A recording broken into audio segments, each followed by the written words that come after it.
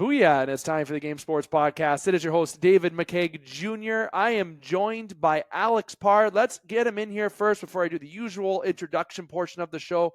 Alex, my friend, how goes the battle? It goes. It's Wednesday. We're trucking through this week. Not this weekend, but next weekend I'm going to go see the Leafs and Senators game. I've been looking forward to that for months. Hockey night in Canada, so I can't wait. Just trying to get there. Definitely. Now, nothing more exciting than going to see the Leafs. Doesn't matter where you go see them. Fans are everywhere with Toronto. Sometimes a morgue is more exciting, but yeah, let's hope. If you're at Scotiabank Arena, it's quite quiet sometimes, but we've learned that if you go to other arenas, I've went to Columbus, I've seen them in Detroit, I've seen them in Ottawa. Parr's going to see them in Ottawa. Leaf fans flood those arenas. So I'm excited for you to go to that, Parr, especially, with you living in Ottawa now. It's not like you can go see the Leafs every night. You can see Ottawa a bit more. But twice a year I can see the Leafs, and that's more than I could see in the Soo. So that's true. That is true. And as Parr says, that good transition. The Game Sports Podcast is located in Sault Ste. Marie, Ontario, powered by 91N. That's 91 Network. You can head on over to the 91 Network YouTube channel, hit subscribe, and you can check out all the great content on 91N. There's, of course, the Game Sports Podcast, but as well as other podcasts. It's the Average Jocks podcast, the Bitter Rivals podcast. You got the Nordic Institute podcast on there. You got Strong Minds. There's great content on there that you can check out. And if you're interested in putting your podcast on the platform or joining the platform or even to starting a podcast, 91 Network, SSM at gmail.com. And speaking of the Game Sports Podcast, we are on all audio platforms, Spotify, Apple, wherever. You search us, we're there. Just hit like, follow, subscribe. Very simple simple interaction goes a long way. But I must highlight TikTok, Instagram, and Facebook, especially TikTok, at the Game Sports Podcast. Let me repeat that for you. At the Game Sports Podcast. Find it on there. A lot of great videos and a lot of great interaction, especially about the vetoing trades. Got a lot of love on that came up. We got a lot that came with that, of course. What does that mean? Did I get absolutely roasted or what? No, I feel like our biggest roast is when the belief was we talked about Shohei Ohtani joining the Blue Jays. I think that might be the biggest roast on the TikTok. But why don't you check that out? You can get a part of it. You can see it. You can be a part of the interaction, and simple interaction and follow goes a long way for us. Now, a lot of great previous editions of the game, but I'm not going to get into that. We're going to talk about this edition. We are going to have hockey in its entirety in this first segment. It's going to be considered our top shelf segment, where myself and Alex are going to go through a lot of points. In particular, near the end of the segment, we're going to redraft the 1982 NHL entry draft. We're going to go back in our time machine. We're going to gun it to 88 down Highway 17, and we're going to get in that's a DeLorean reference if people that don't know that. We're going to go back to the future, but it's in the past. Love saying that. And we are going to redraft the 1982 NHL draft for the top 5 picks in that draft. In the second segment, I have Paul Van Wagner coming on the show all the way in Virginia. Of course, everyone that knows the Game Sports Podcast should know Paul. He was in radio for over 25 years and with ESPN for a number of those years as well in Virginia. In the third segment, we will have our In the Pocket segment. We do expect EJ Russell to join as well as Justin Hykel, but we got a loaded segment and a loaded football content, but as well as overall sports content for you. But in this segment, we got hockey. We got the WWE Royal Rumble that we're going to talk about too. Lots of great content coming your way. So sit tight, get ready, grab your drink, get your popcorn ready, whatever reference you want, and let's get started. Hykel. You're not Hykel. No. Alex Parr. Let's talk about the WWE Royal Rumble. I love it. There's been more WWE chat on this channel in the past 60 days that just gets me so excited. It makes me feel like a kid when I had those wrestling figurines in the fake ring, and I had them standing in the ring, Edge, The Rock, Stone Cold Steve Austin, Kurt Angle. Who was always your champion when you had them? Oh, The Rock. All day. Rock, eh? Okay. All day, baby. All day. I was a big Rock fan. I'm still a big Rock fan. It looks like he might be coming back in Mania, too. Are you going to be watching that? I am going to be watching Mania. I didn't get the chance to watch Rumble. I will be straight. I had to watch the after when it was up, and obviously I did see some spoilers, so I did know some things that happened, but I definitely I had the privilege of getting more of the fast forward, and I'm a Rumble fan. I like Royal Rumble. I love WrestleMania. Those are the two favorites for me because, Royal Rumble leads up to WrestleMania. You got people pointing at the sign. You got a lot of matches that are getting, decided. It's going to lead up to WrestleMania. But the Royal Rumble, you got guys and women going insane in the ring. You got stories that it's great. It is great. I love Royal Rumble and WrestleMania. And, of course, it's even more enjoyable when you got a Paul at Royal Rumble nowadays, right? Obviously a big match against Owens. A great match too. It was a great match. I give that a high grade. It's kind of interesting because the good guy didn't get away with a cheap shot at the end of it. Right? I liked that. Canadian as well. I like how the refs just kind of pick and choose when they notice these things that happen. But I mean, it's a story, right? Like sometimes, I mean, you don't watch Spider-Man and go, "What? A man can't spin webs out of his hands." Like sometimes you just gotta, suspend your disbelief a little bit. You do, and it's great, right? Like that was a great match. I thought that was great. The Women Rumble was great. The Women's Rumble was fantastic. Match of the night for me, for sure. Pacing great, storytelling great. I can't remember her name, but the TNA Women's Champion, Jordan Sparks, but that can't be. Can't breathe with no air. That's the singer. She looked like $1 million. Jordan Grace, it was. She's jacked. Oh my God, she's huge. She's huge. And that was cool to see WWE let a champion from another company come in and perform so well and like not get like thrown away because you're from the outside. We need to make our stars look great. It was awesome. Right winner. Great surprises. Yeah. The hats off to the Women's Royal Rumble for sure. Better than the men's. It was better. Honestly, Cody Rhodes winning it. I don't like Cody Rhodes. There's a lot of mixed emotion with that, right? Like it seems like online people were against for it, and people were obviously saying the women's match was better. I know there was chants going on, and if I remember correctly from watching the retake, it was a Roman Reigns matchup, which was I'll give it a decent grade. I don't think it was the most impactful match of the night. Like you said, part of the Women's Rumble was there, and I did enjoy the Paul Owens fight. I can't believe it. It was so good. It was so good. But fans are chanting, "This is awesome," right? Fans were interacting, and Triple H and the crew at the WWE are trying to do things that are going to engage the previous market, which I would say is my market to a degree, my age group, even older. That's why they bring like The Rock back and stuff, though. That for people like you, Yeah, and the people older, even like of course. Intercontinental Inch character here on the Game Sports Podcast. I will not give away his age without saying his name, but he's older than I am, and that generation too really enjoyed. They got to see Andre the Giant. I feel like I'm aging him a bit, but he's not that old. Yeah, you are. Yeah, he's definitely not that old. Right, you got that you bring back some of those people. You're going to bring back the interest, right? And then you got the social media going on. When The Rock came back, social media went. It was like Taylor Swift and Travis Kelce level. Maybe not as big, but that match between the men's Rumble, what's your take? Do you think WWE should have maybe went with somebody else to win that Rumble? Because I believe, and again, remembering this correctly, this is the second time he's won it in a row, which is the first time that's been done since Hulk Hogan. If I heard those references, I think there's Michaels. I believe there's a few. Yeah, there's 4 people that have won it twice back to back. I can't remember all of them. First time in like 20 something years or something. Yeah. They backed themselves into a corner. Cody should have just won at Mania last year because the championship run has gotten so stale since. It's just been a year of waiting, and we all knew where it was going. We all knew it was Cody and Roman at Mania.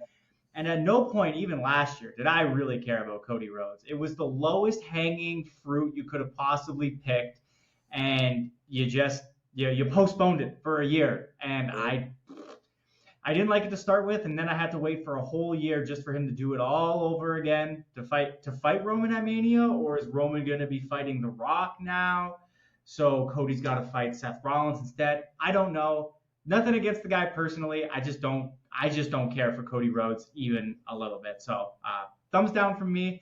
No good surprise returns either. There was like a few from other companies that came, like Andrade and stuff like that, but like there was no, like, I don't know. You have like X-Pac come in sometimes. That's cool. That's fun, The X Factor. The X Exactly. Yeah, the X Factor. Got it. Like, why not? Like, that's fun stuff, but they didn't really have any of that this year.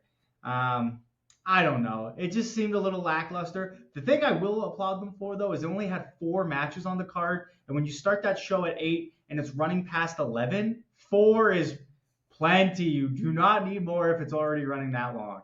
Exactly. I would have liked to see that. I know they incorporated the women's and everything. They incorporated bringing in other wrestlers from other. Yeah. I would have liked to see, a couple surprises come out. If it was Edge, just come out to be a little surprise. That's not going to happen, unfortunately. No, it's not. WWE and AEW are not seeing eye to eye right now. No, yeah. Even I like to say you were going to say Undertaker, right? Undertaker, right? He's done. Let that He's so old. He's so old. Give that dude a cane. Get him a nice fucking warm blanket. Let that dude just rest, relax. Man. Yeah, or even The Rock. Maybe that would have been a good opportunity for him to come out and knock out and then point at WrestleMania. Yeah, that's the call out to Roman, right? Because the nice thing. Go ahead. You got Cody and Roman was there. He was there. He fought. Yeah. He was in the press box. Right. And Cody was looking at him, pointing at him. Right. Mm-hmm. So they're trying to line up where it is Roman, but I love the storyline better where it's The Rock against Roman. It just way better. Seth Rollins and Cody Rhodes. I think that makes good sense. It sounds like they're going the other way, though. It sounds like they're giving Cody the thing against Roman. But are they going to do a triple threat match? Maybe are they going to look at it where The Rock's going to show up somehow and challenge them, and then Triple H or somebody's going to say something to make it a bit more entertaining? Then let's make it more entertaining. A no holds barred triple threat match between The Rock and Roman Reigns and Cody Rhodes, right? I don't know. Who knows? There's triple threat matches are always no rules, so just putting that out there. Thank you. What I remember with triple threat before, people that are I would say my generation, but I thought if I remember correctly, triple threat matches were not always no holds barred. I don't know. I truly believe they are. If they are, I will stand corrected. Nonetheless, let's get something booming that's going to have The Rock in there. Because if you have The Rock in there, people are going to watch that. But I think it's almost time, Alex, to let Roman surrender. Oh, this is it. He won't make it past this Mania. Absolutely not. And if he does, goddamn, do something new with him, man. Make him show up to TV every now and then. Literally. And to touch on your point of having The Rock in the Rumble, it would probably be good for his cardio, because when he showed up on Raw and threw a couple punches, he was after. So, I mean, it would have been good. Don't tell him that.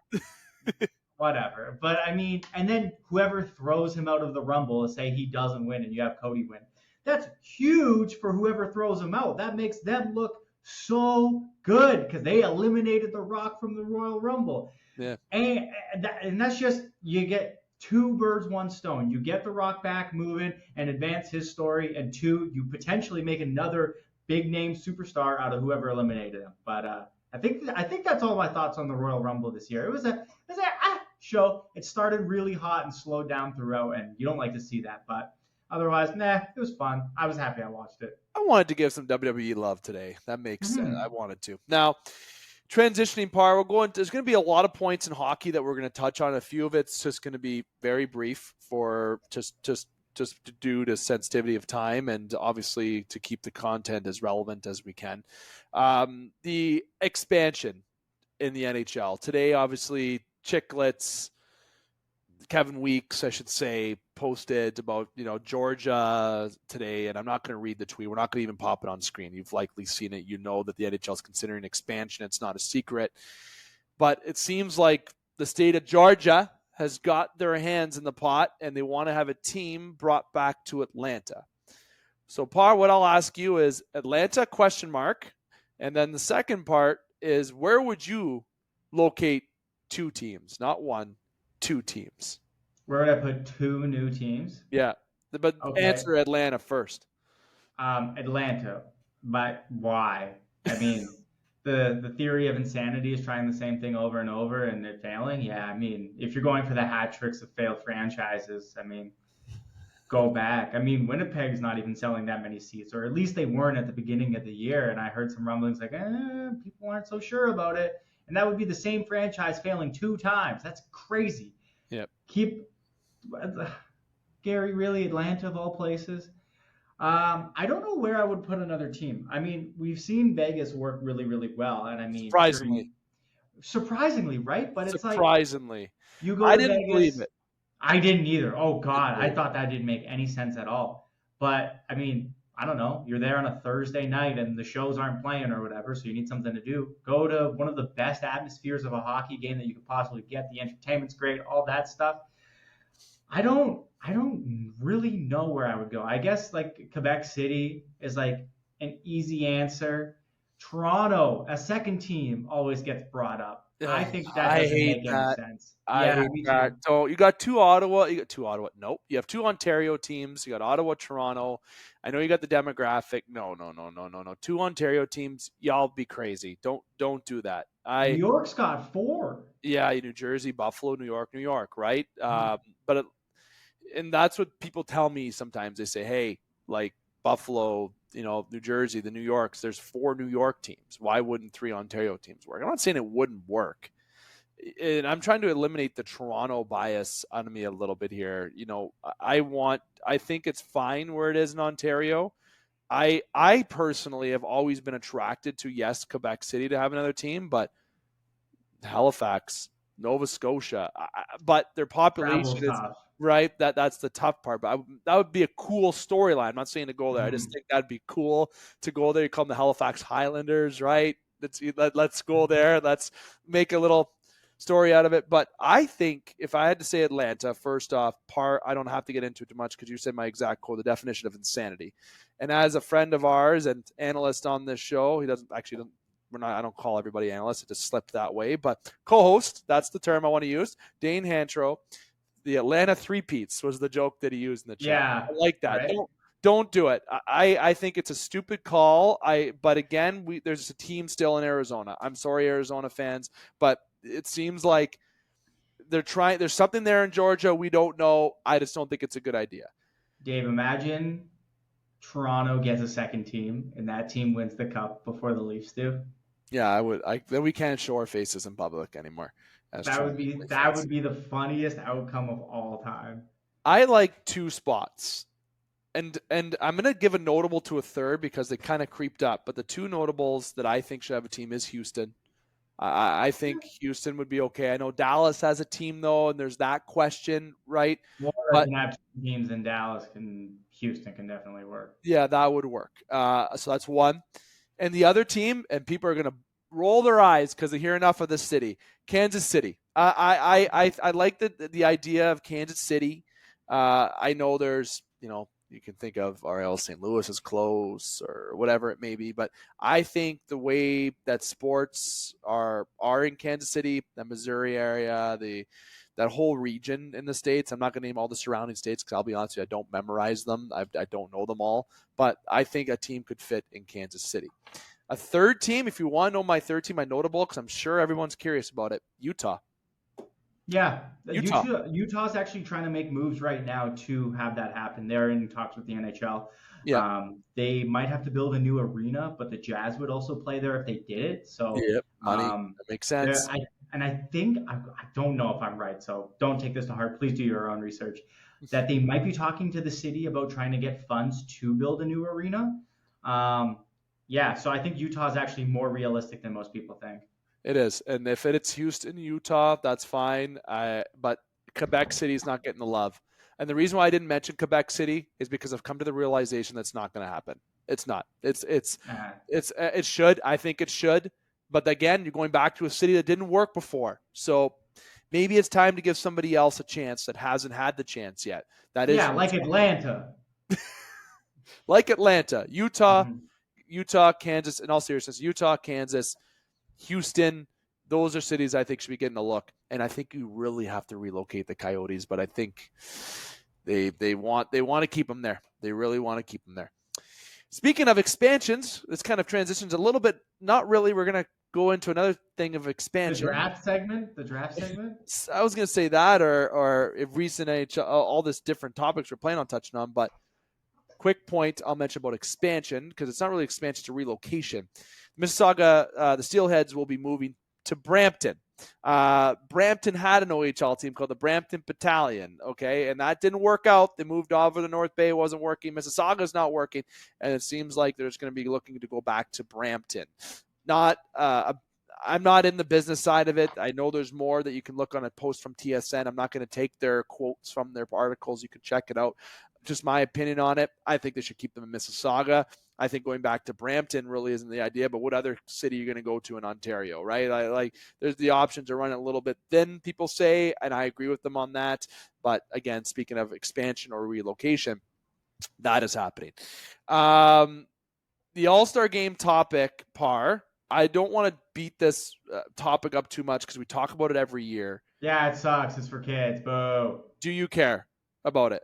I care about the skills competition because they're having like 8 big names compete for $1 million, and that's cool. Like, I'll get to see these players actually try. The game, everybody's hungover. Nobody gives a shit. Who cares? It's for kids. It's not for us. Skills comp. They took out Jack Hughes because I think he's injured. Yeah. You would know. Jesper Bratt.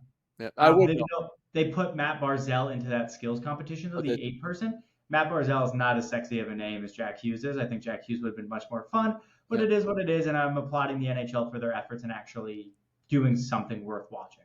That was the point of the All-Star Game. I know the game's the game, but the game it used to be back in 2000 when they had it in Toronto was it was a great All-Star weekend team. They were trying. There was bumps on the boards.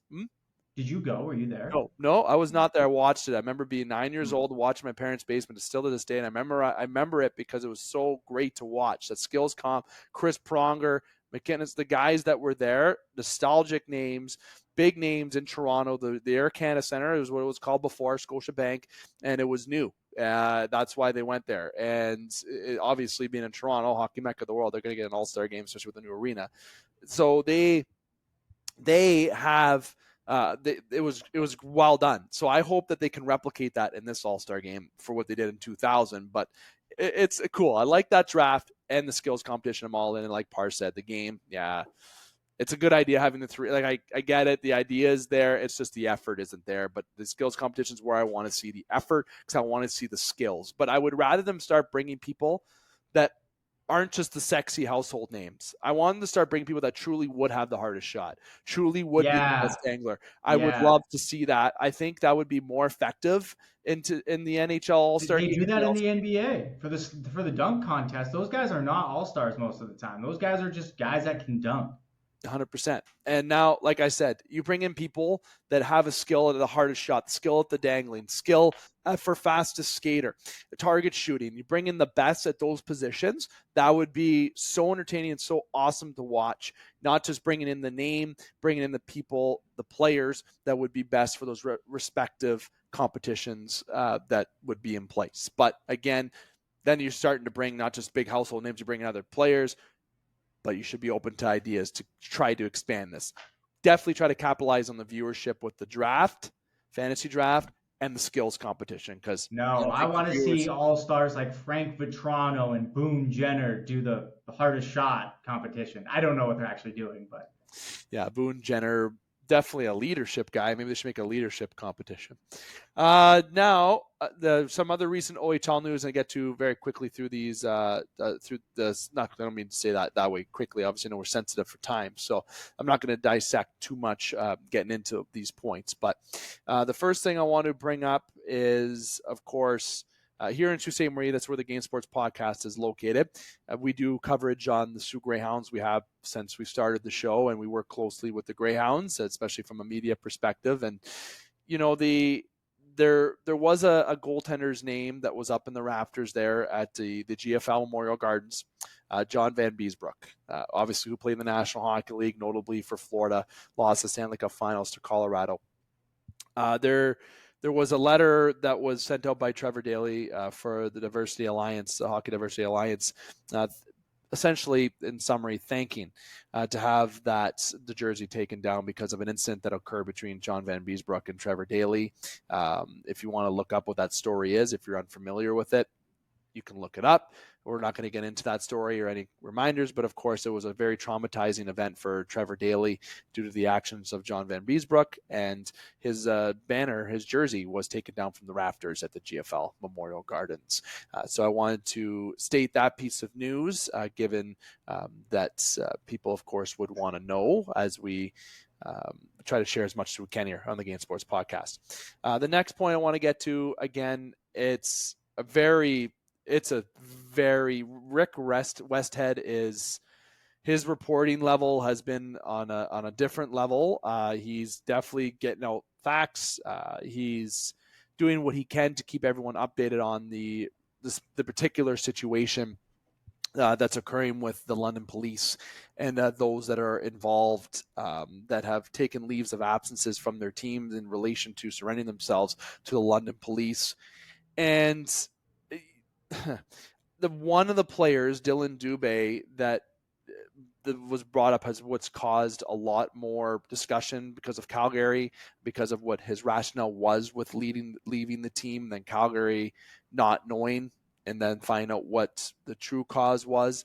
Nonetheless, the 5 players that have come forward and have been released. You got Dylan Dubé, you got Foote, you got Formerton, you got McLeod, and you got Carter Hart that have come forward. And there's no details about the in-depth details about what the trial official date is. But of course, it's going to be quite some time before we get any determination about what is going to be the actions of this, but those are the 5 players that are no longer playing professional hockey at this point and have taken leaves from their team as this is being investigated. And if this is the first time that you are hearing about this, as I said at the beginning, Rick Westhead is your source, your main source. I'm going to give him the full credit. And of course, you can find it online in multiple sources. The game will not get into. Me and Dave are idiots. We are not the guys to listen to give you the facts on this case. There are very many great sources on it out there. You just got to go look, and you don't have to go look hard, but definitely educate yourselves on this matter for sure. Yeah, and Parr and I have done so, but we're not going to share the education we have because we've learned it from somebody else, and we want you to look it up further. But that's the news that we will give you in regards to the situation, and the time will tell in regards to future details that will be shared. Other brief points I want to get into, Alex, before the redraft. The Canucks have given an extension to Patrick Alvin, gets a multi-year extension in Vancouver. Look, a year ago, I was chirping Vancouver about what they did to Bruce Boudreau, friend of the show, mind you, and someone who I've had on the show, and his son, Ben, who's having a great time in the Ontario Hockey League right now coaching. Another friend of the show as well. The Vancouver Canucks have surprised all this year, and I'm sure Bo Horvat is kicking himself in the ass for leaving Vancouver. That team is doing quite well, and they're looking quite excited. Frederik Andersen is resuming skating. Former Leaf, blood clot issues. It seems like he is going to try to get back into action. Good to see for Freddie. I've always loved Freddie. He was a good goalie when he was in Toronto. Despite the success that didn't occur, it's not all on him. I think Freddie was a good goalie in Toronto. Phil Kessel wants back in the NHL still. Of course so do I. And I would love to as well. Zach Parise is a recent signing with the Colorado Avalanche. Why not Phil Kessel? Will Phil Kessel come back to the NHL? If he does, where does he go? My prediction is the Avalanche. Parr, do you have a prediction? I don't think he's going to be back in the NHL. I've never really given any thought to where he would go because I just don't think it's going to happen. Man, okay. Chicago. That's where I think he would go. Nice. Throw some money at an old guy. Oh, hey, Connor, you don't have Corey Perry anymore. Here's Phil Kessel. He's won a couple of cups. He can teach you a thing or two. Just stay away from that Coke that he drinks every game. No hot dogs that he drinks. Yeah, exactly. Who do you think will sign Phil Kessel if he returns? Comment below. And joke of the day that I want to share that I heard today. I know Parr probably gave this a read, and I got to love the chirps when it comes to Toronto, but I thought it'd be funny for people to hear this. So let me read this for you as I look to a screen and not directly at my camera. Joke I heard today. That's exactly what I put. Parr will tell you what I put on the script. Oh, I didn't read it. I didn't see it. I'm sure you didn't. Austin Matthews' flavored prime drink is now available in Canada. Nope, that's not the joke. Stanley Cup sold separately. I I saw one that said "great for the golf course." And that made me laugh. Okay. Okay.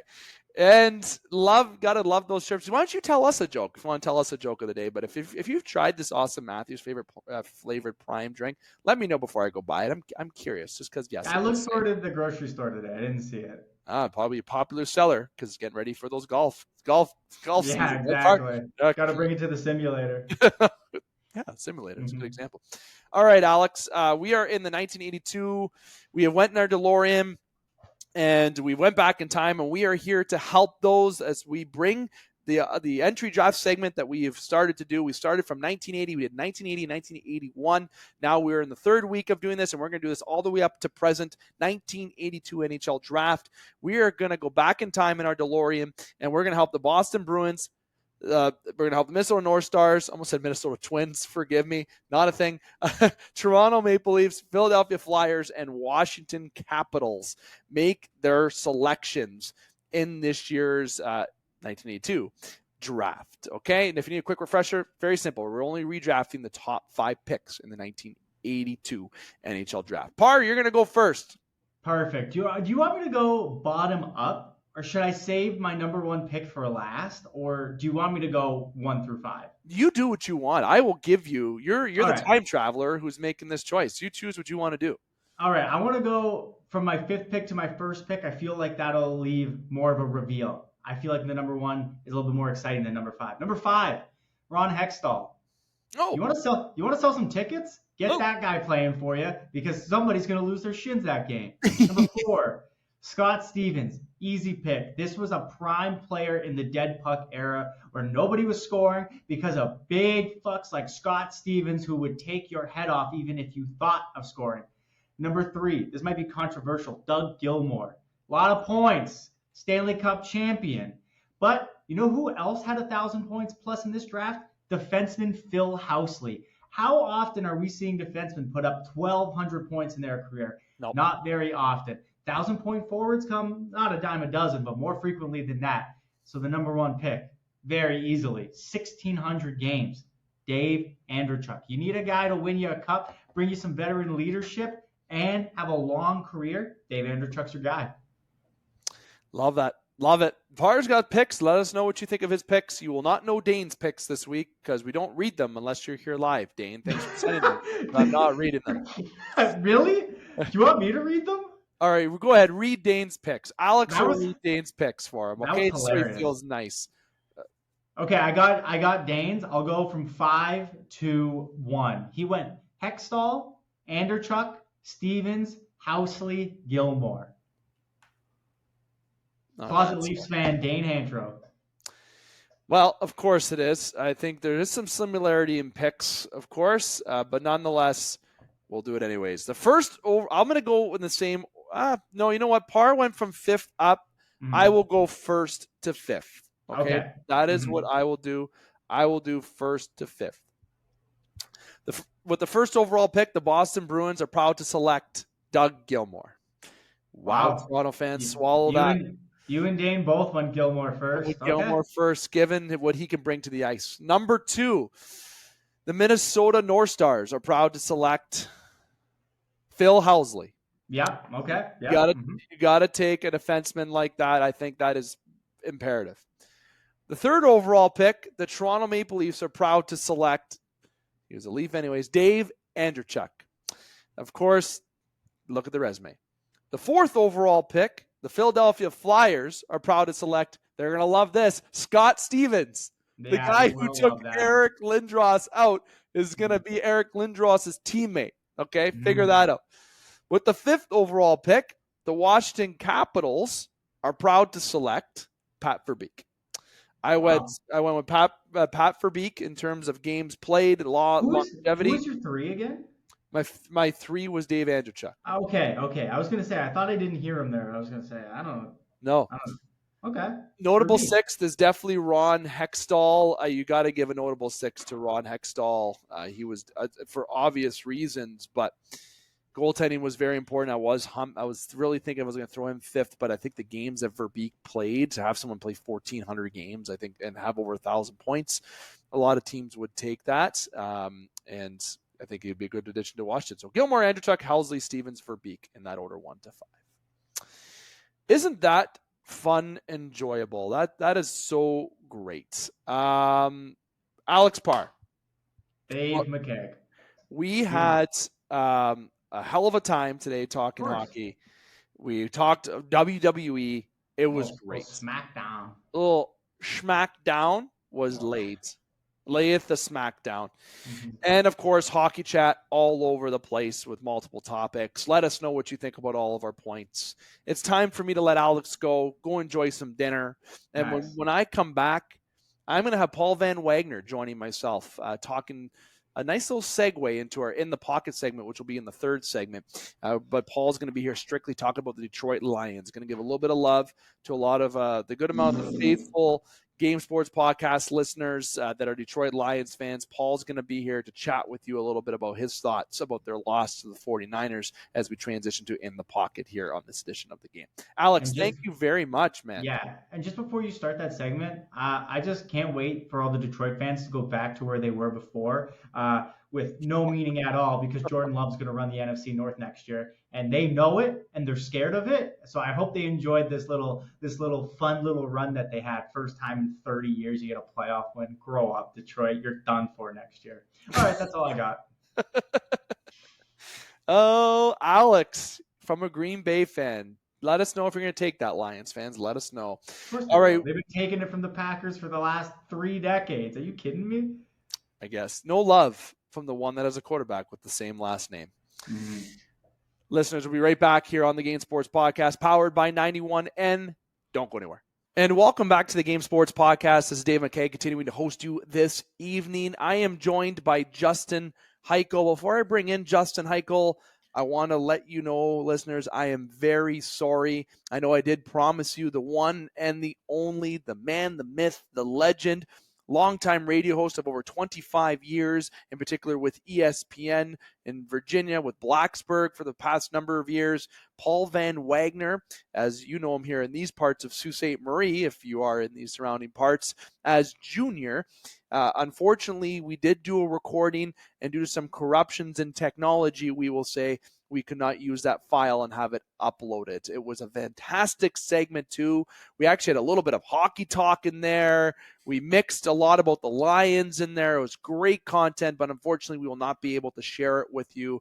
My apologies. It could not be salvaged, and we could not schedule recording in time for this required upload of the show. So I apologize to you that we do not have Paul coming on in a second segment. This show will only be a second or two segmenter. We'll call it that. That's the word I'm going to use here, where you had myself and Alex at the beginning. And this will be myself and Justin talking in the pocket. But even before in the pocket, I got to get to that hockey content that I've been dying to share with you that we would have been having already shared at the second segment, because we missed talking about it in the first segment because it was breaking news, okay? So I'll get to the agenda just momentarily here. I want to bring in Justin. He's been waiting. Justin, my friend, thanks for coming on. How is everything? Yeah, good to be here. Sorry for everyone. I'm not Paul, so you get me instead. But no, we're here. We got that big trade happened just a couple minutes ago there, and let's talk about that, and then we'll hammer into our Super Bowl chat.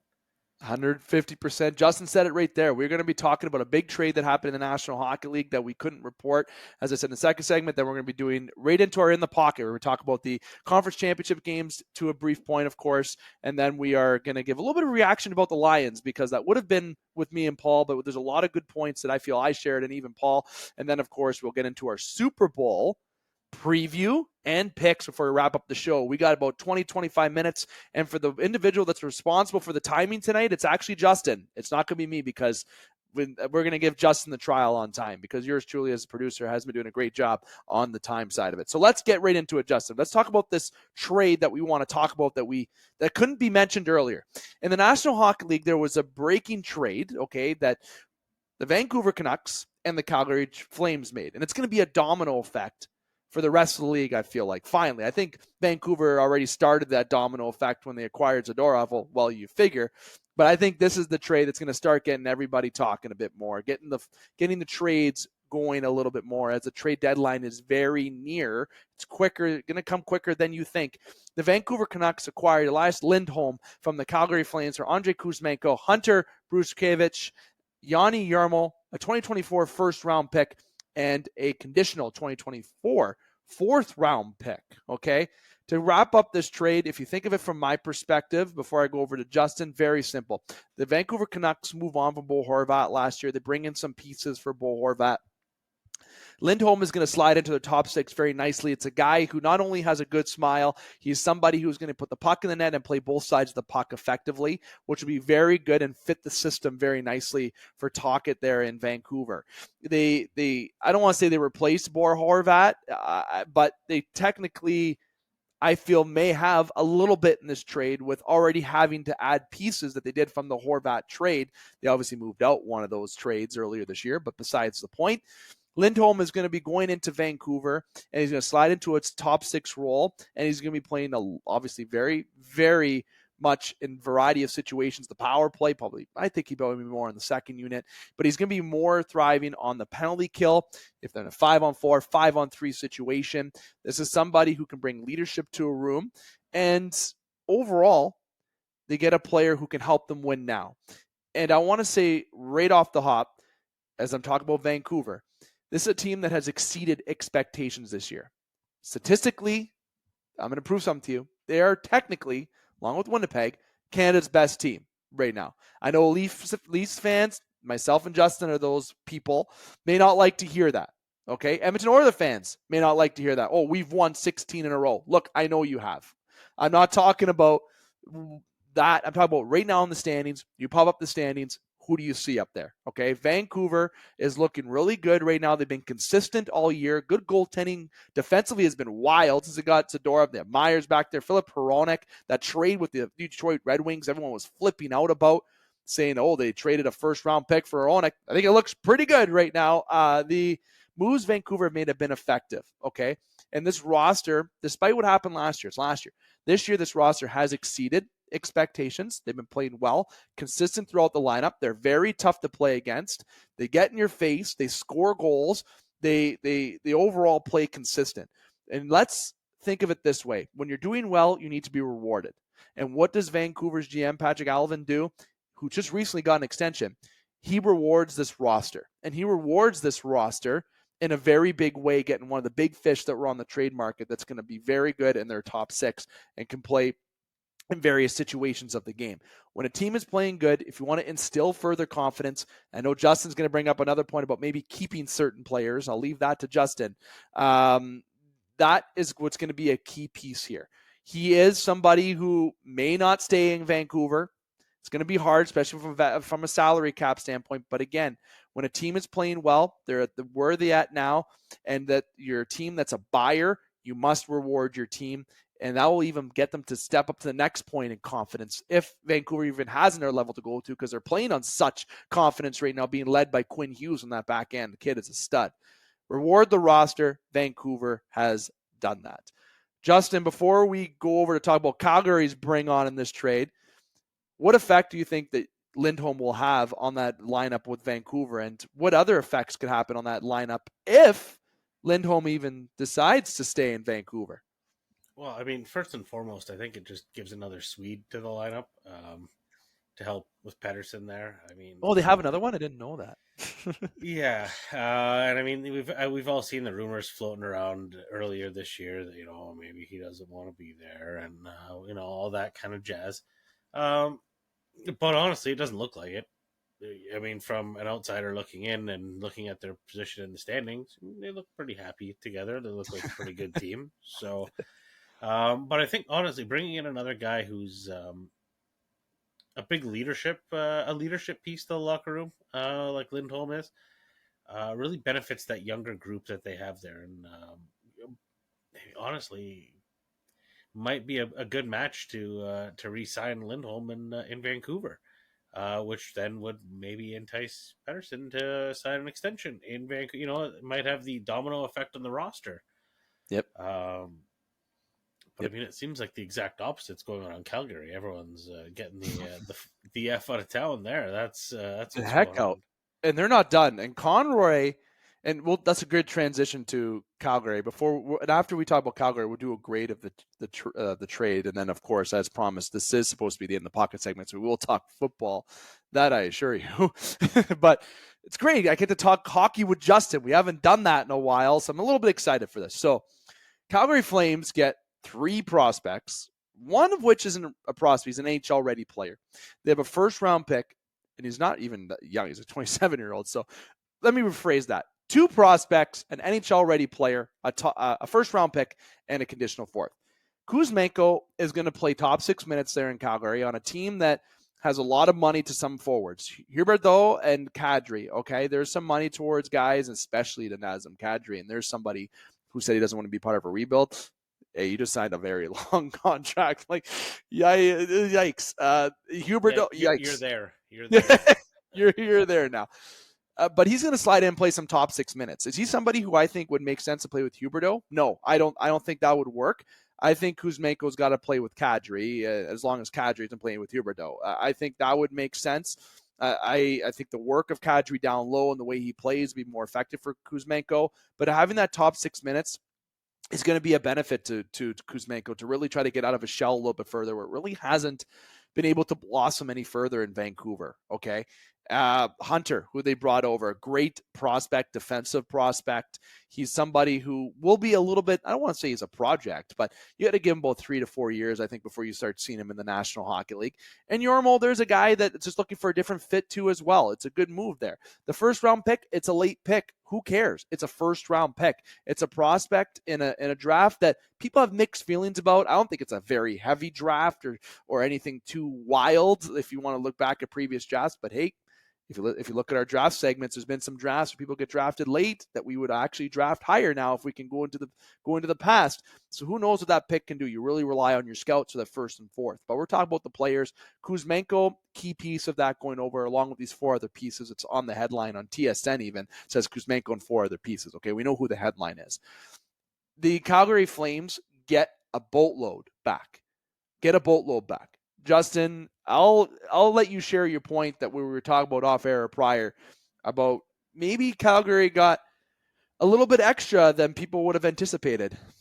I mean, honestly, I think just my initial reaction is Calgary won the deal out of the 2 of them.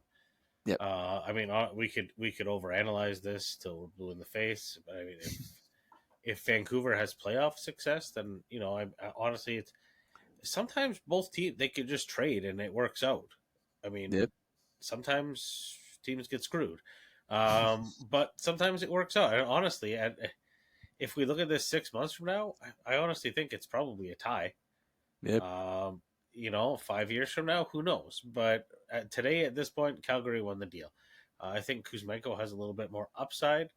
The only thing that scares me about him, like we talked about earlier, is like he's a pretty old rookie, like 27, 26, 27. Michael Bunting feelings. Yeah, like Billy Madison kind of thing going on there. But who knows? I mean, he had quite a bit of an offensive touch the back half of last year, and things weren't going too great in Vancouver then. So maybe he goes to Calgary. They put him on a line on his own. And he can drive a line. Maybe that's what he needs. Maybe he just needs some opportunity. And looks like there's plenty of opportunity in Calgary right now to put some points up. So I think, and then Calgary has to ice a team. Okay, like I know, and they're not even like tanking. They're not even really doing that. But you can tell that they're making moves. And I should correct myself. I saw the deal and I was like, they're sellers. I guess it's like the trade deadline's March 8th, right? We're looking at that about a month from now. If Kuzmenko goes in there in Calgary and performs high, do they flip him at the deadline? If they're truly sellers, if you're not retaining somebody, but you gotta also ice a team. Okay, they're not going to trade. You're not moving Huberdeau. Kadri, get warm, get tight. You're not going anywhere. Mackenzie Weegar, you're not going anywhere. The guys that look like they could be on the way out are guys like why am I drawing a blank? Noah Hannafin, Chris Tanev, and Jakob Markstrom. Though and maybe Dan Vladar. Because you have Dustin Wolf waiting in the wings there if you want to get some younger pieces in there. Okay, so maybe there is more to this trade that Calgary will achieve. It could be a second, it could be a player, it could be a first. I don't think anyone's going to give up a first for Kuzmenko, to be honest with you. Maybe a second or third round pick, but Calgary scouts can be effective here, and not to go into it too much longer as we've already eaten up about 11 minutes of the time, but we have make sure we give our fact about this because I think it's going to be such a big domino effect. The Vancouver Canucks, to give the grade, I give them a C+ on this. That's really low. People aren't going to like it, but I'm talking about overall as a trade value. C+ to Vancouver, and I'm going to give an A- to Calgary. I think they did a great job here. I think they won the trade if on the outside looking in. But if you're looking at me who won that trade now, I would trade my grade. Obviously, Vancouver, A+ wins that trade now, very simply, okay? But hindsight, and I'm going to say this again, and when we talk football, hindsight's always 20/20, okay? So we will see what happens. But overall, buyers are Vancouver, reward the roster. They did that. Calgary's looking to move out pieces, and Craig Conroy is going to be a busy guy. And his price tag is not cheap, and he is not caring because teams last minute will pay that. And this wasn't even a last minute deal. Imagine if this was a trade deadline deal. Value, for some reason, people disagree, but it goes up last minute. If you're trying to sell somebody, no. But if you're trying to buy somebody, oh, baby, that price goes up. Kudos to Vancouver getting it done early. Calgary Flames, Vancouver Canucks, big trade. We talked hockey and football. It's been a while since we've mixed things here. So let's go back on point. Let's get to this point. Take a little breather. This is the Game Sports Podcast. David McCaig joined by Justin Hykel. We appreciate the patience, and we apologize again that Paul couldn't join us. And I forgot to mention that we did not have EJ on this segment as well. We did plan to have EJ, but there was some more technological difficulties there. So we've been dealing with a lot here on the producer end on the Game Sports Podcast today. So very happy you were able to join us. Remind you, go to Game Sports Podcast on Instagram, Facebook, and TikTok. Yes, all over TikToks. We love the interaction on TikToks. Keep it coming. But don't hesitate to hit subscribe. Over 70% of you that view the videos on TikTok, even YouTube on 91N, are not hitting subscribe. If you like the content, give it a like, give it a follow, give it a subscribe. Helps us go a long way. Justin, we're going to get into the pocket now, okay? We're going to get into football. Got about 10, 15 minutes there into football, then we're wrapping up the show, okay? And there's points that we're going to get into where Justin and I are going to talk about championship games, and then we're going to get into Super Bowl preview. Justin, let's go to the Lions first. Okay? And I just say the Lions because it did play a team. They're called the San Francisco 49ers. But obviously, there's a lot of close to home here when it comes to the Lions. Not because we're fans. If you know the show, we're not. He's a Colts fan. I'm a Steelers fan. But, of course, we were cheering for the Lions here because if you love sports, you should have been cheering for the Lions. But a lot of fans and even co-founder, the late Scott Nason, he was a big Lions fan. Paul Van Wagner, whose part we couldn't upload, big Lions fan. There was disappointment. They didn't win. They're not going to the Super Bowl. The Niners won. Justin, before I get into my points that I had with Paul, I want to get your reaction. And I mentioned my points with Paul because I shared such good points. I even typed them out, but I'll get back to that in a minute. Justin, what's your reaction about the Detroit Lions and 49ers game? Give it a reaction from both sides. I guess we can't just go to the Lions. There's two teams that played that game. I mean, the Lions had them. They had them in the first half. But, I mean, when things got crazy there, they stayed true to who they were. I mean, that's everyone wants to crap on Dan Campbell for not kicking it and tying the game, but that's not who they were. That's not the locker room that, they're not the guy that the locker room bought into. Sorry. Honestly, I don't have an issue with it. I know there's some people going crazy out there, but honestly, I don't see many Lions fans going crazy about it. Nope. I think every Lions fan out there that I've talked to is pretty ecstatic with how the season went. I mean, you had a season that dreams are made of. You had a playoff run that had the entire planet talking about you. Really, I think everything is sunshine and rainbows going into Detroit next year. Did you make it to the Super Bowl? No. Is it a shitty loss? 100%. But you got a fairly young team. And are those guys going to learn something here? Like that hurt isn't going to go away. Did Dan Campbell learn something here? Like everyone, this is a learning opportunity for everybody. But honestly, my thought on that is like they knew Tuesday before, like a week ago, in their pregame meetings that they were going for it on fourth down. Like this wasn't discussed in the moment. No, unless you're 4th and 5, maybe you're not doing that. But 4th 3, 4th 2, 4th 1. They were They just did like a show. How is everybody good with this? And then, yeah, we're fine. Okay, so that's what we're doing. Yep. They went. Maybe, they maybe not. Maybe it was a little more professional than the way I view it in my head. But honestly, I think But as a team guy here, I honestly think that everyone was just like, "Yep, that's who we are. We're the Lions. Let's do it." And even Eminem was into it, I think. Oh, Eminem. Now, I know everybody would have loved Eminem to be in the Super Bowl for multiple reasons and because of other attendees potentially. But overall, just he's been big Lions fan. The story would have been so much better from a media perspective if the Lions won and made it. I just feel like it would have been a better story. But I guess, you can't, when you have a game, you're paying, yes, but you're playing 4 quarters. All right. The game doesn't end in the second quarter. And it seemed like after the half, it's even as a fan of particular sports teams, which I have another point in there in my write-up that I'll say before we go to the Chiefs Ravens. Then of course we have a Super Bowl preview to talk about before we get going. So we're trying to make this as quick as we can with our time, but there's 4 quarters in a football game, right? And the Lions didn't play a full 4, nor did the Niners. Okay. So my point about the Lions I want to bring up, and I did, as I said, mention this with Paul, and I even typed it out because I feel like my rant was so good about the Lions. Paul even liked it. Paul even built off it, okay? And that's a Lions fan, and there's somebody who knows how to host a podcast and a broadcast, all right? Lions, number one, Lions lost to a better team, but the Lions played better and deserve better. They had a 17-point lead. Coaches, the risk drops aside. It's a tough pill to swallow, okay? And it's tough to allow a team back in a game, but it's always to the old point. Good teams find ways to win. The Niners did that. Number 2, if Dan Campbell succeeds on one of those 4th downs or both, we're sitting here right now giving him praise. There's a statue being built at Ford Field. Everything would be all good and peachy in Detroit land, okay? Even if he went for those on 4th down and they still lost the football game somehow, he is not getting criticized because it didn't work. That's why we're talking about it. And what if he went for the kicks? What if the kicks were missed? Then what are we talking about? The what if, could have, should have out of the game. Hykel just talked about it. It was decided. They knew what they were doing. They were going for it. If you want my opinion, very simple. I would have went for it the first time. If I would have missed, I would have said, let's not do it a second time. That's truly what I would have did. But if anyone who knows me, I'm not a football coach. I didn't play a lick of football in my life unless it was gym class in high school. Okay, so don't take it from me. I'm just going to tell you from a coach experience perspective, I agree with playing it safe and getting points. But this was decided well before. And despite what Dan Campbell decided, it was a call that was well decided before the game. And you know what?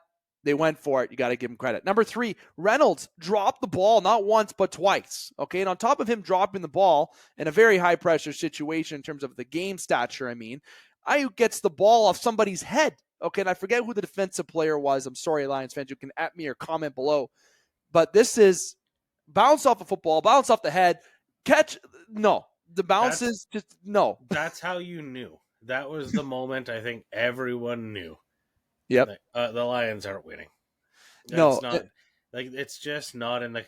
There's no way. Like all these people talking about this, their script. You cannot. There's absolutely no way in hell that you could come up with that play to just happen. That is just. Karma. I don't know what else to say about that. Like that's from that idiot from the Lions defense waving at all the fans at halftime. Well, Journey's playing in there. Don't stop believing. Yeah, they didn't. They didn't stop. They didn't. And the bounces just weren't going that way. So in summary, you got the better team won this game on paper, but the Lions did deserve better. Dan Campbell, he went for those plays. It doesn't matter which way it would have went. We'd be having a different conversation right now if he made those. And 3, there was plays that led up to their comeback. Reynolds' drops, had a head bounce in the air catch. Look, you just knew that this was going to be overall hindsight is 20/20. I said I would say that again. Many of you say that he did the wrong thing. Some of you may say he did the right thing or this thing was the wrong way. A lot of point the fingers, but let's say this quickly in summary. Michigan football this year in general was great to watch, and you were put to a treat. Michigan University wins the NCAA championship. The Detroit Lions get to the conference championship. Furthest that they've been since 1991 when they lost to Washington. The overall everything with Detroit and in Michigan right now, you should be holding up your head high. I know it's a tough pill to swallow. Take it from a fan who cheers for teams in sports in particular that break your heart. Hike knows what I'm talking about. If you know the show and who I cheer for, you should know. And this, end of the day, this is something that's going to be a big building block for the Lions. And now Dan Campbell said we might not get there. It might be tough to get there. Screw that. This team is ready to proceed forward. They're going to be a more attractive team to play to as well, for players to be signed, make moves. I still think you should believe in Goff. He is the guy. And I believe this is the team that could still get there next year. The Roar and the Roar Nation is in full effect. Okay, Justin, just very briefly about the Ravens and Chiefs, because then I want to get to the Chiefs and 49ers. And then overall our pick 'em and wrap up the podcast. Ravens, Chiefs. Okay, Lamar Jackson. I don't know where you want to go first with this. There's a couple points, and I'll take 2 points. Travis Kelce was a beast in this game. Was a beast in this game. Mahomes. That's all. And Lamar Jackson has not been great in high-profile games in the playoffs. He's been really inconsistent, but this is still a top quarterback, top 3, maybe top 2. Should I say top 2 quarterback in the league? I don't know if Joe Burrow or Josh Allen, or let me keep going on the list. I know Patrick Mahomes would have something to say about that because he's number 1. Maybe Brock Purdy has something to say about that as well. But you know, the Ravens, I think, are the better team. On paper, they are the better team. But that don't mean shit. This is a 1-game elimination game against a team who's been there, led by players who have been there and grinded to get there. Okay, there's a reason why they are who they are. And at the end of the day, the team that was better didn't win, but the team that showed up and were better that night won. And guys like Kelce, and I'm going to keep saying it. I'm not correcting myself. Kelce, Mahomes, they showed up to play that game, and the Ravens couldn't contend. You know, it's frustrating to watch. My gut reaction on this one is that, all right, the more experienced, the more playoff hardened team just won the game, and that's why this happened. In watching the game, like the first half of the football game was awesome. It was super competitive. Like, it was like 10-10, I believe, at halftime. Like, it was. Yeah. The defenses both looked wild, and then they came out and Kansas City's defense still looked wild after half, and Baltimore just came out flat. Yeah. And to talk to the Lamar Jackson thing a little bit, like, to me it seems like it's in his head now where he just shouldn't run the ball. Don't be a running back. Because like there were times where he could have just ran and got 10 yards easily 10 yards. There were times where with the hole that he had in the field, Peyton Manning could have ran and got 10 yards. You would know Peyton Manning. If people get that reference and how funny that is, then Lamar Jackson probably could have got 60 yards with that. A lot faster than Peyton was. And to me, it seems with the Ravens that they need an offensive coordinator that can almost play like a video game with Lamar Jackson, if you know what I mean. Yeah. Like, Lamar can call quite a bit of the offense on the fly, but when times get tough, it seems like in the last, he just needs a hand. Like, just simple, like I don't even want to say simplify it, but just, I don't know. Like, it just seems like the guys aren't on the same page on the field. Good point. Like, I don't know. It just, like, receivers aren't where Lamar is throwing the ball. And I mean, is part of that is Odell Beckham, and Odell Beckham thinks he knows better. But I mean, like, he's the third receiver. So I'm just taking a shot there at Odell to take a shot. Like, Zay Flowers was pretty good, but he's young. So maybe this was a young receiver issue, but like Mark Andrews' first game back issue. I don't know. Like, the second half of the game, they came out flat. The first half was great. The second half, the Chiefs just said, fuck you. And that was it. I don't know. It's going to be an interesting Super Bowl. That's for sure. It is. And that, as just to finalize that point, Travis and Patrick were beasts in this game. The clutch performance, like this was a game, and everyone who knows Dane on the show was actually here watching football, and we were watching that game, and we were like, yeah, it was a good game. The Ravens Chiefs game was fantastic. The Lions game was great. Despite the outcome, if you're a Lions fan, it was a great football game. But again, thumbs up to the conference games this weekend. And, all the hate online, and we're not going to get into this, I'm just going to say all the hate online towards Taylor Swift and reaction with Travis on the field, enough's enough, man. Like, I'm a fan of the conspiracy theories. Just let them do their thing. The conspiracy theories about the 13 and traveling from Tokyo to go see him. Let's hear that. I want to hear those stories. I want to hear the empowering stories about how she is the woman she is, because she is fantastic and a role model. But those are stuff I want to hear. Two people loving each other on the field. There's no difference between anyone else who loves each other on the field saying I love you to their girlfriend, their wife, their partner, whatever it may be. Okay. We're not here on the game. We're not going to dive into that topic, but I'll say I'm a fan of Taylor and Travis. Heck, Tyler Willett, the Game Sports Podcast own, was defending Travis Kelce on a Barstool upload. Okay, you can check it out. That video was worth it. All right. It's great. It's great to see. It's great for the world of football. And I'm sure people that like our thumbnail today that involves that certain particular scene on the field in Baltimore, I hope you enjoy it. And if you don't like it, too bad. Super Bowl preview, Justin. Let's get into that. I'm trying to promise the time's constraint here. Trying to keep it. There's a lot that we dove into. We got the 49ers and we got the Chiefs. Okay, in Vegas, either all riding on red, all riding on black, whatever color being bet on. And no, the 49ers aren't black and the Chiefs aren't black. I'm just doing a reference of gambling on the colors. Okay. Something in Vegas, it's going to be a hell of a football game. It's going to be something. I think you got a very good offense against an elite offense. I'm sorry. I do think the Niners have the edge in this game in each position, that being on the offensive side and defensive side of the football. But coaching, as much as I think Shanahan is who he is, Andy Reid, man, Andy Reid's got the edge on coaching here, I think, a little bit, just because of his experience, because of how much we love Andy Reid here on the Game Sports Podcast. But, Justin, I want your reaction and preview, and then I'll do a little reaction preview before we get into our pick'em about the keys in this game, the things to watch out for in this game. The floor is yours. Share with our listeners what you're expecting and what people should expect with this Super Bowl. Honestly, I'm mostly intrigued at this point about who's wearing what jerseys, because we got two teams that wear red. But the general survey I've been doing at work amongst the guys in the warehouse has been that the 49ers should be wearing the white, because the white and gold looks pretty sharp. Sure does. And the Chiefs should just be wearing red, because that's what the Chiefs. When you think Kansas City Chiefs, that's what you think of. Yeah, you think of that Kansas City Chiefs red with a little bit of that orange and white lettering on it. That's where I think this should go. Is that how that's going to shake out? Who knows?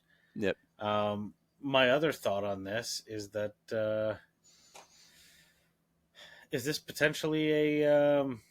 The rumors are out there. We don't know. I don't know if it's actually been confirmed, but the Jason Kelce retirement after the playoffs went there. So is this potentially a brotherly retirement season? Is this a Trav's last game kind of thing? He can go off and be, Mr. He could join with us on the podcast. So. Well, honestly, these guys have to see that. Just like what they're doing with the media, like with their podcast and the dollar signs that come in with that. Like you can't be blind to the fact that there's guys out there, former athletes, that have gone and done podcasts, and then they've got deals with different broadcasters, and there's more money in that than there is that we've made in the last 15 years playing football. And Jason, especially as an offensive lineman, he's like, wait a minute. Yes. I've been doing that tush push for the last 4 years, getting people piling on me, and you're going to pay me this much to sit here and just tell jokes? Oh, and he's so good at it. That podcast. So they're not dumb. If you listen to these guys, they're not dumb. They have fun, and they want to just keep having fun. Maybe they don't want to go through the grind anymore. But we're a little off topic. But that's kind of my my train of thoughts going there. It seems like the story's been too good all season with those two. The Kelce brothers, everything else. Would that not just be the perfect sign off to it, and then everyone's going to jump up. Well, maybe the NFL planned this. No. And to have my point on that before I go back to kind of, maybe some keys about the game, the Travis Kelce, I think he's got one more year after this. He was on a podcast about 2 weeks ago, despite the money, where he said that he wants one more, even if he can win one this year. He wants to put himself above Gronk. He even said that he thinks he has a bit more in the tank. But I get your point about the money, the dollars, the podcast. The thing is, Jason can still lead that podcast, and Travis can still come on when he has his week, right? That's what they've been doing. I think Travis has one more year left, and if it win or lose, I think after next year would be it. The last thing I'll say is that he ain't proposing at this game.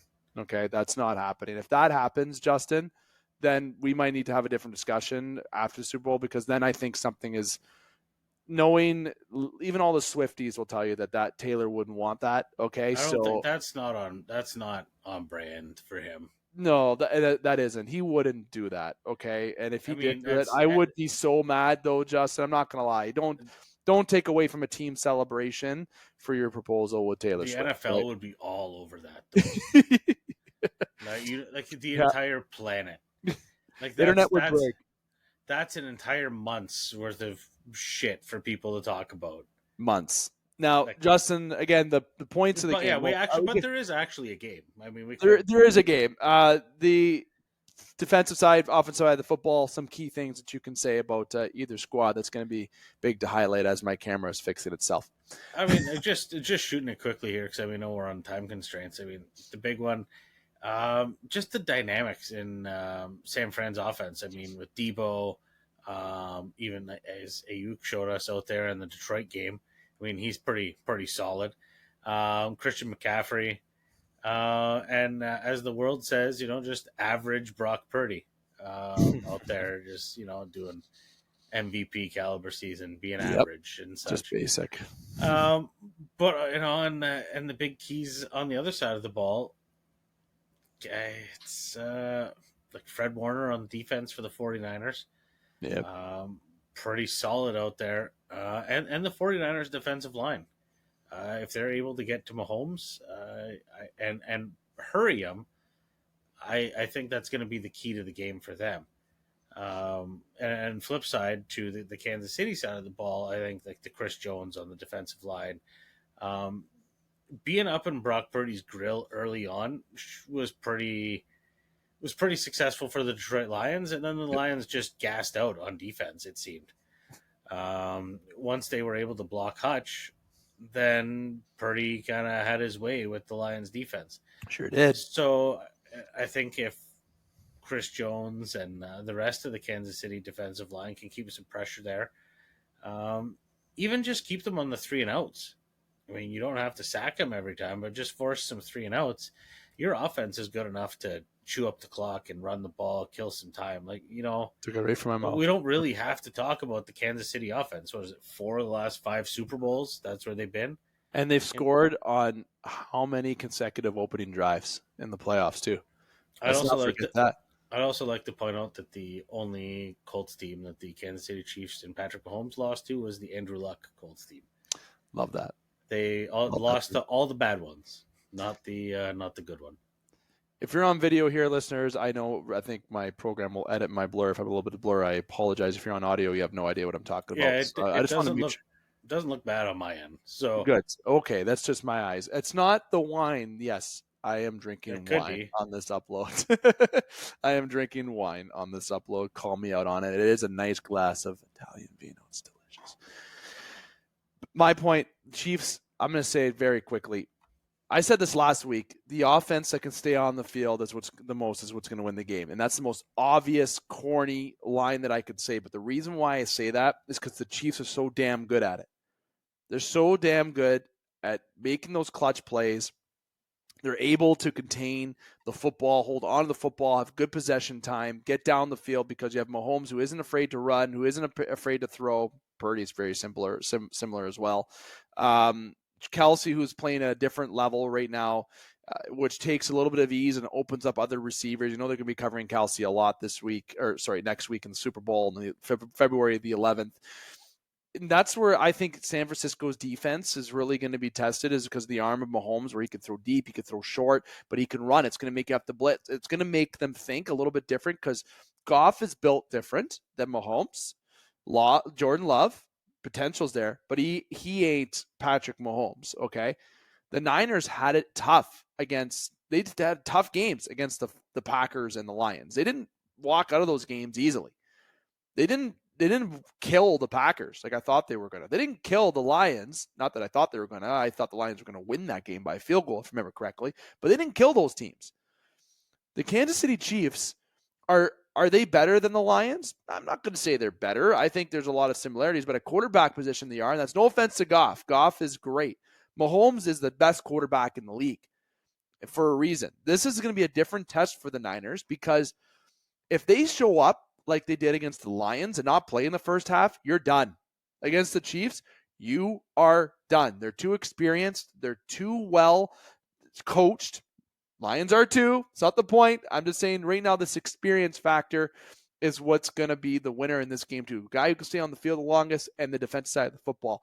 If the Chiefs can expose the 49ers defense, get up early and stay and defend that lead and use that defense, that's very never mind all the sexy names that they got. They just find a way to keep you out of the end zone. Okay. And if you can contend Lamar Jackson, I really think they can do the same to Brock Purdy. Okay. So I think they got to follow a very similar game plan there.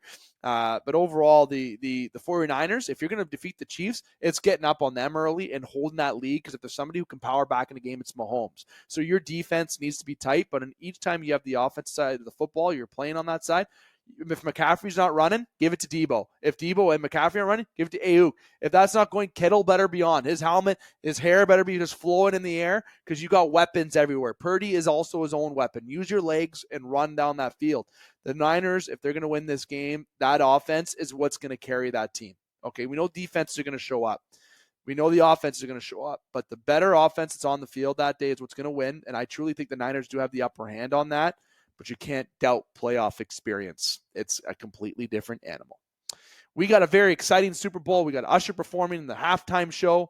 We don't know what guests are going to show up. I'm not looking forward to the halftime show, to be honest, because I like Usher. I respect him as an artist, but I don't jam to Usher a whole bunch. I might have jammed to him when I was at a bar back a decade or so ago when I was at the bar, if I was across the river in Sault Ste. Michigan at the Savoy, or if I was jamming out at a Top Hat, or Smokies, which is a bar here in town in Sault Ste. Marie. Anyone who's from the Sioux will get some laughs at that. But I'm sure he can put on a good show. He's a good dancer. He's a good performer. He knows a lot of people. Maybe some guests will show up, make it entertaining. But there's a lot to look forward to in the Super Bowl. We've got two very good, exciting teams that are going to be playing in this game, and it's going to be overall great to watch. Justin, we got our pick'em. Let's get into our pick'em. We will not have any 2-minute warning this week. Then after our pick'em, we will get to the wrap up of the show. All right. Well, do a quick recap here on the standings. So EJ's in first with 177. He got 0 right last week. Dave got 1 right last week. You're in second with 176. And I got 0 right, and I am in third with 175. So a 2-point spread across the board here. Really, I think that means for you, I think that does mean that it's best I can do is where I am, I think. Unless you somehow get your pick wrong, and I get mine right. And we have opposite picks.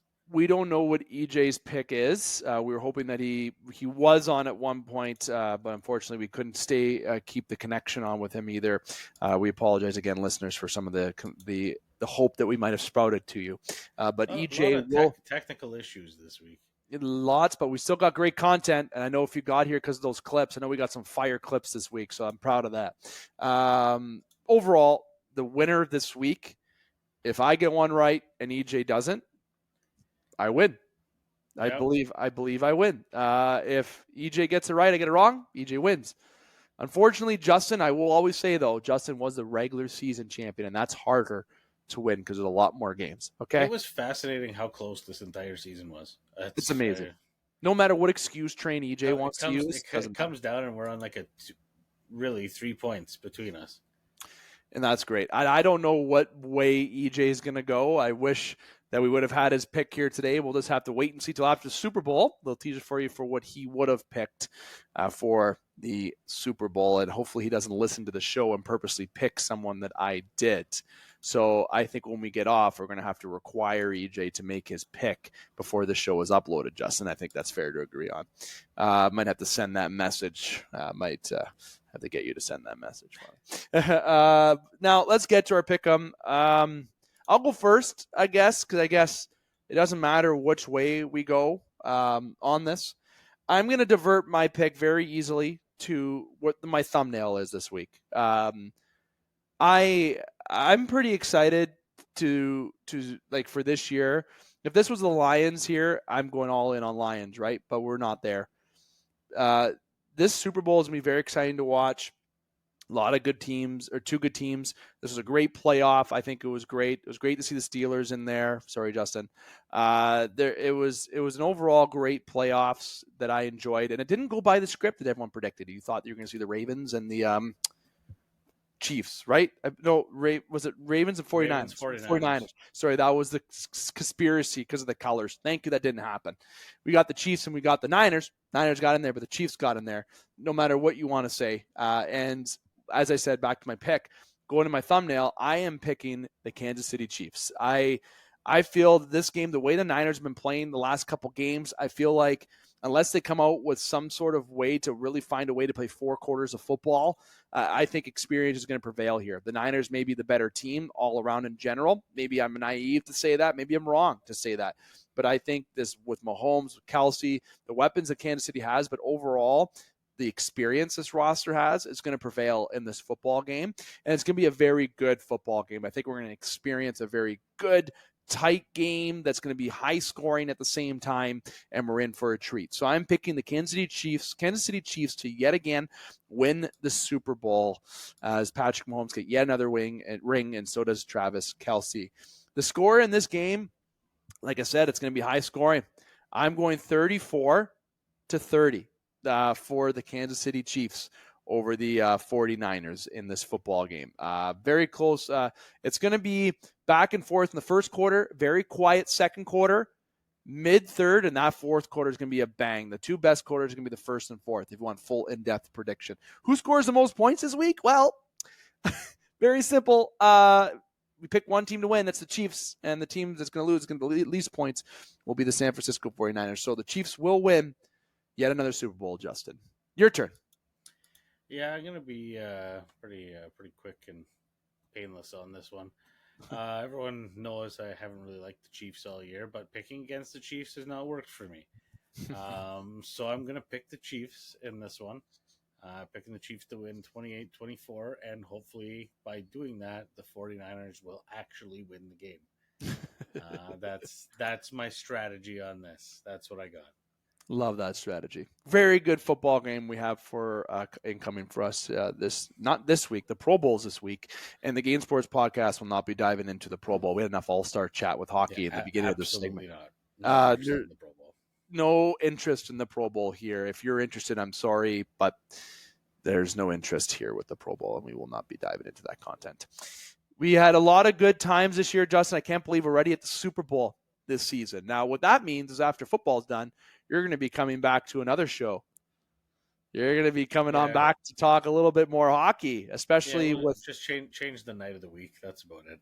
Yeah, that's about it. And also with the schedules varying with Alex and Dane, it'd be great to have Justin come on to that. But we still got this week with football, and we'll have a post Super Bowl show as well, which will be the season finale of In the Pocket. That'll get to the reaction of the Super Bowl, and we'll get into the overall results of the pick'em. We all know who won the regular season. That was Justin. Just to remind listeners, I didn't get a chance to talk about this at the beginning. If you got to this point, it would be about an hour into the show. We appreciate you staying on, and we're about 20 minutes over this segment. Good thing I know Justin's supposed to be on time, but I guess I overrode him on that, and I appreciate Justin taking the time.